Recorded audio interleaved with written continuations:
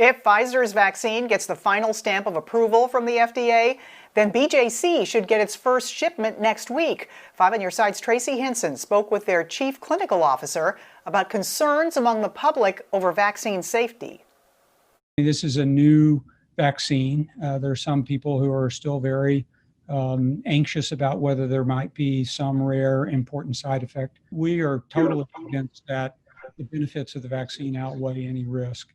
The reason infectious disease specialist and BJC's chief clinical officer, Dr. Clay Dunnigan, is so confident in Pfizer's COVID-19 vaccine, the amount of people who participated in the trial.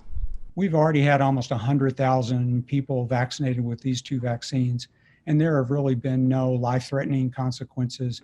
The two allergic reactions we talked about were easily managed.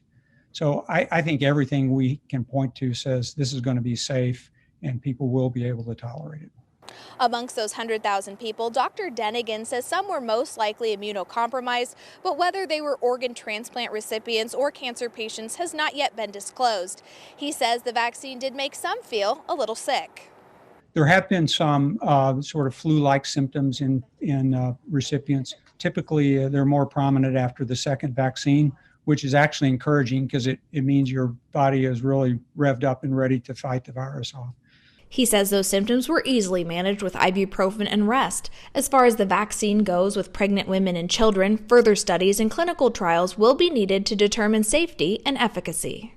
The saving grace about not having that information is, as you probably know, kids tend to tolerate this disease pretty well. I'm Tracy Hinson, 5 on Your Side. Now, Dr. Dunnigan says concern over the temperature the vaccine is administered is unnecessary. The vaccine is only stored at -100. Before it's injected, it's brought back to room temperature.